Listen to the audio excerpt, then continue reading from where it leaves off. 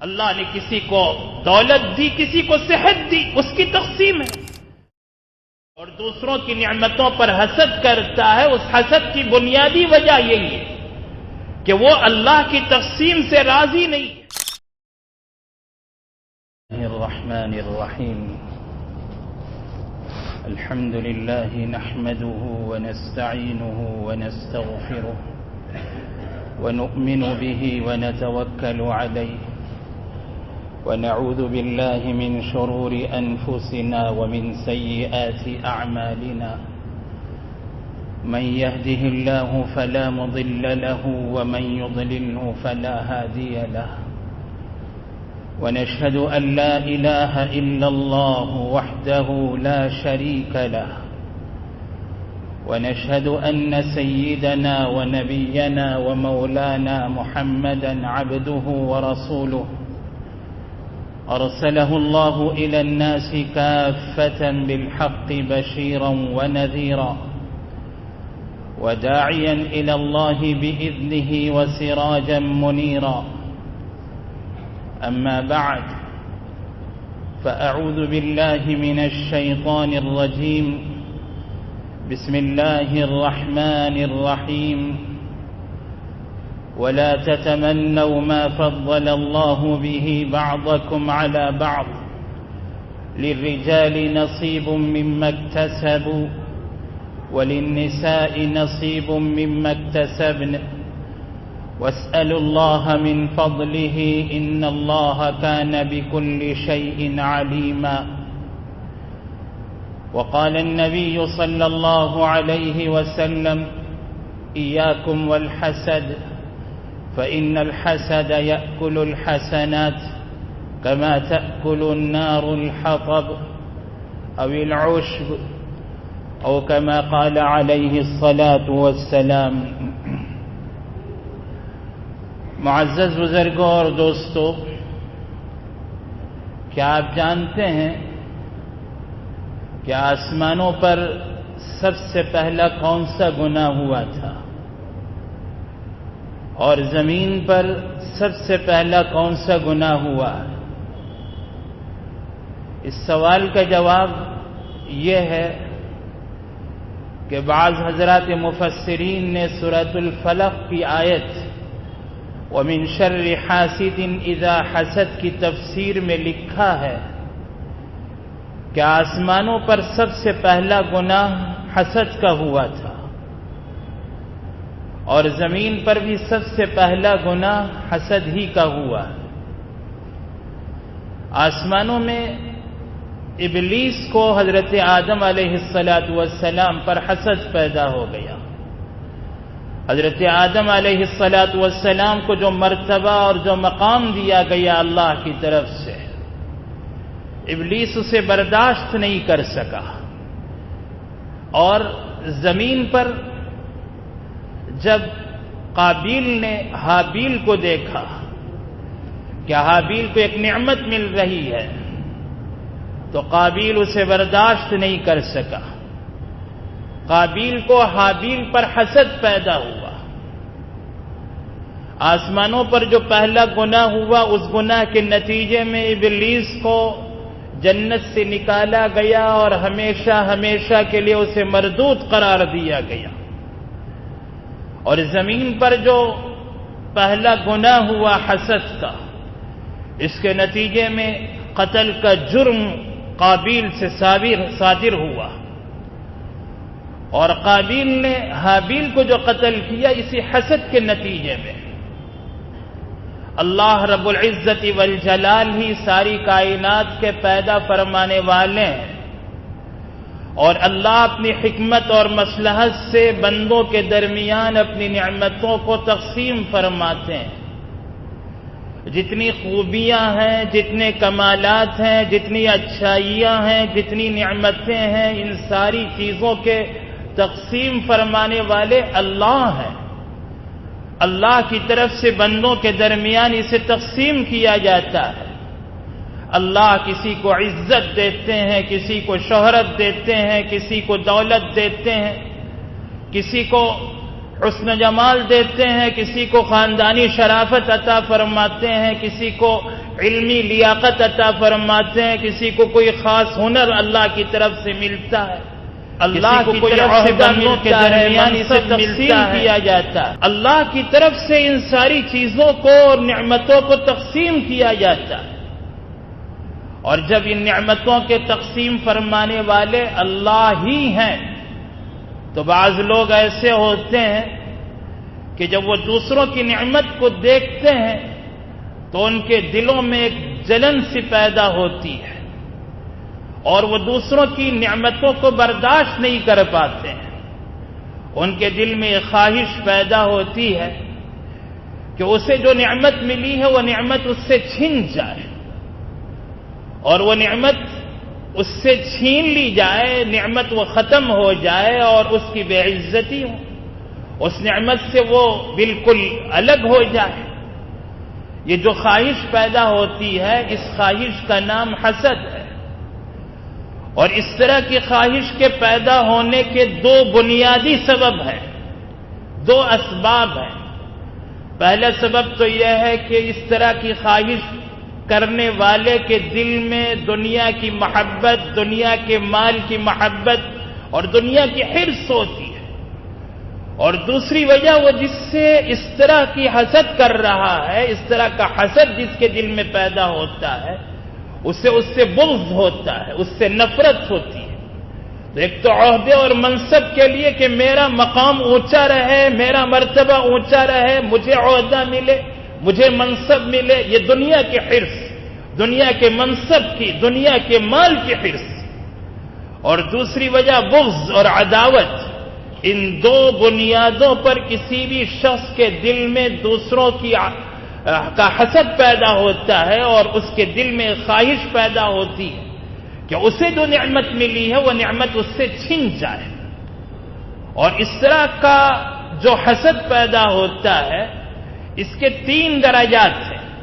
پہلا درجہ تو یہ ہے کہ اس کے دل میں یہ خواہش پیدا ہوتی ہے کہ اسے جو نعمت ملی ہے وہ نعمت چھن جائے،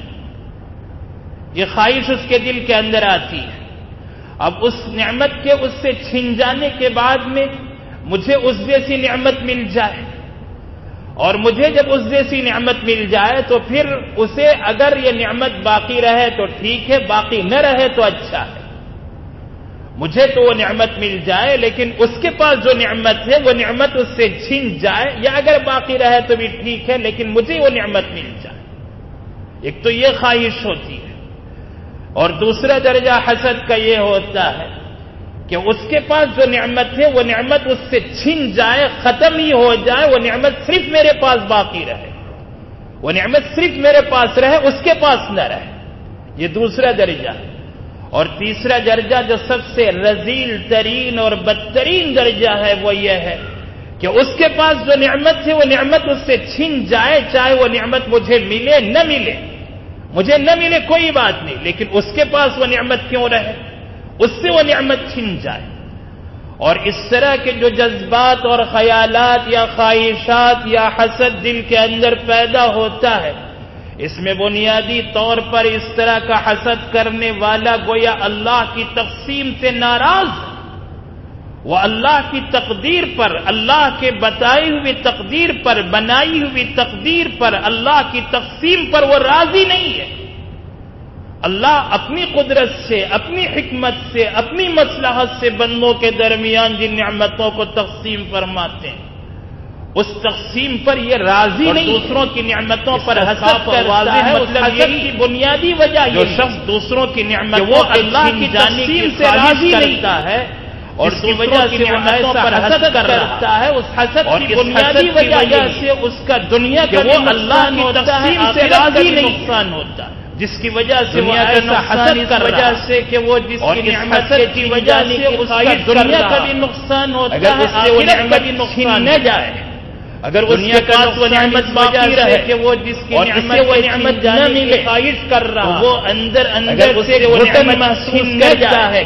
اگر اس کے پاس وہ نعمت باقی رہے کی آگ میں جیسے وہ نعمت نہ ملے گرنے لگتا تو وہ اندر سے گھٹن محسوس کرتا ہے دنیاوی نقصان ہے کہ اس کے گھٹن کی وجہ سے وہ جلتا ہو صحت گرنے لگتا اور اس کے آخرت کا نقصان یہ ہے کہ یہ حسد اس کی دنیاوی نقصان ہے کہ اس کے گھٹن کی وجہ سے اس کی صحت متاثر ہو رہی ہے رسول اللہ صلی اللہ علیہ وسلم نے ارشاد فرمایا حسد ایاکم والحسد کھا جاتا ہے ان الحسد یسقل الحسنات رسول اللہ صلی اللہ علیہ وسلم نے ارشاد فرمایا آپ نے ارشاد فرمایا کہ حسد سے بچو ان الحسد یسقل الحسنات کو اس طرح کھایا النار الحطب لکڑی کو ارشاد فرمایا کہ حسد اگر آگ لکڑی میں لگ جائے تو حسد آگ لکڑی کو کھا جاتا ہے اس طرح حسد نیکیوں کو کھاتا چلا جاتا ہے اور نیکیاں اگر آگ لکڑی میں لگ جائے تو جس طرح آگ لکڑی کو کھا جاتی ختم ہو جاتی ہے اس وجہ سے نیکیوں کو کھاتا چلا جاتا ہے اور نیکیاں حسد کا آخرت میں بہت بڑا نقصان سامنے آئے گا اور وجہ سے نیکیاں ختم ہو جاتی ہیں اس وجہ سے حسد کا یہ اخروی نقصان اللہ فرماتے ہیں حسد کا آخرت میں بہت بڑا نقصان سامنے آئے گا اور اللہ تم علی کہ کیا تم اللہ نے تم سے بعض کو بعض فرماتے ہیں ولا تتمنوا ما فضل اللہ به بعضكم على بعض نہ کرو اللہ نے غیر اختیاری نعمتیں تمہاری اختیار میں نہیں بخشی ہیں جیسے خاندانی شرافت ہے آگے بڑھنے کا جمال ہے خوبصورت جو غیر اختیاری نعمتیں تمہارے اختیار میں نہیں کہ حاصل کرنے کا تمہارے پاس اختیار نہیں ہے یہ محض جمال ہے خوبصورتی ہے تمہاری خواہش یہ ہے کہ کمالات حسن و جمال کے حاصل کرنے کا تمہارے پاس اختیار نہیں ہے یہ محض اللہ کی اور میں حسین و جمیل بن جاؤں تمہاری خواہش اگر تم ایسی خواہش کر رہے ہو غیر اختیاری کمالات میں تو ایسا نہ کرو جائے اور اگر اللہ نے مثال بیان فرمائی اللہ نے اگر تم ایسی خواہش کر رہے ہو غیر اختیاری کمالات میں تو ایسا نہ کرو یہ خواہش نہ کرے اور اگر اللہ نے مثال بیان فرمائی اللہ نے جسے مرد بنایا ہے وہ مرد ہے عورت ہو جاتی عورت بنایا وہ اللہ کی تقسیم ہے کہ اللہ نے نہ کرے کہ مرد بنایا مرد ہو عورت بنایا مرد یہ خواہش نہ کرے اللہ نے عورت کمالات کو فضائل کی تقسیم ہے کہ اللہ نے کسی کو مرد بنایا کسی کو عورت اللہ نے کسی کو دولت دی اللہ نے کمالات کو فضائل کو خوبیوں کو بندوں میں تقسیم فرمایا اللہ نے دولت مند صحت مند آدمی پر حسد کرتی اس کی تقسیم اور صحت مند آدمی دولت مند آدمی کی دولت کو دیکھ کر حسد کرے یہ بالکل غیر شرعی صحت مند آدمی پر حسد کرے اللہ نے اسے صحت مند آدمی دولت مند آدمی کی دولت کو دیکھ کر حسد کرے ہے کہ کسی کو غیر شرعی چیز سے گناہ کا مالک بنایا وہ اللہ نے اسے دولت مالک اسے صحت دی زندہ ملے اس کے پاس بھی ایسی ہے کہ کسی کو کھڑی ہوئی اللہ نے پیٹوں کا مالک بنایا وہ پیٹوں کا مالک عالیشان اس کے بنگلے ملے اس کے دار اس کی کاریں مل اس کے وہ کھانے کے لیے بیٹھتا ہے تو اس کے سامنے مالک خان پر انواع مالک کام کے عالیشان اس کے بنگلے کھانے سجائے جا رہے ہیں جب وہ کھانے کے لیے بیٹھتا ہے تو اس کے سامنے دسترخوان پر انواع حسام کے لذیذ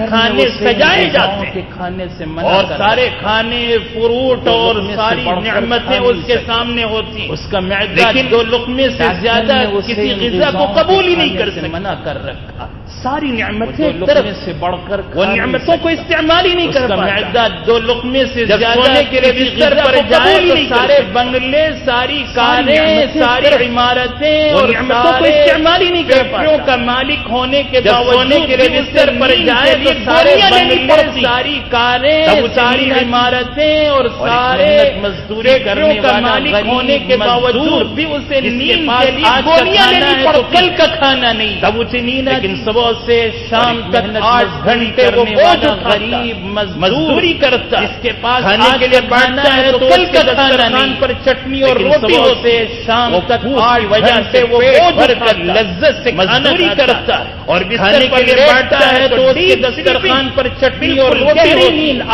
7-8 گھنٹے کی وہ پیٹ بھر کر لذت سے کھانا کھاتا، اور بستر پر لیٹتا ہے تو دولت دے رکھی گہری نیند 7-8 گھنٹے کی وہ اطمینان اللہ کی تقسیم پر بندوں کو راضی رہنے کا اللہ نے حکم دیا، اسے دولت دے رکھی اللہ کی تقسیم، اللہ کی تقسیم میں کسی کو اللہ کرنے کا کوئی اختیار، بندوں کو راضی رہنے کا اللہ نے حکم دیا۔ تمثیلی واقعہ بتلایا جاتا ہے، اگرچہ کہ واقعہ اس میں کسی کو حسد کرنے کا کوئی اختیار نہیں، بڑا عبرتناک واقعہ، ایک فرضی واقعہ تمثیلی واقعہ بتلایا جاتا ہے، اگرچہ کہ واقعہ تمثیلی ہے، بڑا سبق اچانک اپنے رنگ کو دیکھا کہ میرا عبرتناک واقعہ ہے۔ کوا اپنی نظر ایک بڑی خوشی سے گزار کر پڑی، کبوتر کا رنگ دیکھ کر کوا خوش ہو گیا، میرا رنگ سفید رنگ کا، واہ کتنا خوبصورت، اور اس کی نظر ایک اڑتا کبوتر پر پڑی، رنگ کے کبوتر کے پاس کبوتر کا رنگ دیکھ کر کوا خوش ہو گیا کہ یہ سفید رنگ تھا، ہمارے پاس خوبصورت ایسا اڑتا ہوا سفید رنگ کے کبوتر، مجھے دیکھو میں کالے رنگ کہنے لگا کہ تم میرا رنگ کتنا برا ہو، تمہارے پاس کتنے خوش نصیب۔ ایسا کبوتر نے کہا کہ میں بھی یہی سوچ رہا تھا کہ میں سب سے خوش نصیب ہوں، میرا رنگ سفید، میرا رنگ کتنا برا، جب میں نے طوطے کو دیکھا کہ اس کے در نے کہا کہ میں بھی یہی سوچ رہا تھا کہ میں سب سے خوش نصیب ہوں، میرا رنگ سفید ہے، اس کے 2 خوبصورت رنگ، طوطے کو دیکھا تو بڑا خوش ہوگا اپنی اس رنگ میں، تو میں سمجھا کہ کوا کہنے لگا کبوتر بھی اپنے اس رنگ سے خوش کے 2 خوبصورت رنگ ہے، طوطے کے پاس تو بڑا خوش ہوگا اپنی اس رنگ کے پاس پہنچا، اس سے کہنے لگا، کوا کہنے لگا کبوتر بھی اپنے اس رنگ سے ہمارے پاس 2 رنگ ہیں خوبصورت کے پاس، تو اپنے اس رنگ پر بڑا طوطے کے پاس پہنچا، اس سے کہنے لگا،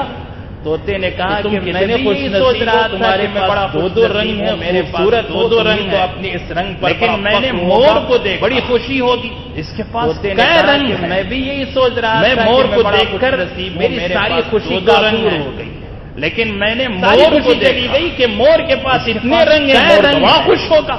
میں مور کو دیکھنے لگا، طوطا بھی اپنے رنگ میں خوش نہیں ہے، چلو مور سے مل، ساری خوشی چلی گئی کہ مور کے پاس اتنے رنگ ہیں، مور بڑا خوش ہوگا، کوا چڑیا گھر میں جا کر بھی اپنے رنگ میں خوش نہیں ہے، چلو مور سے ملتے ہیں، جال مور کی تلاش کرتے کرتے آخر وہ زو اور قید خانے میں، وہ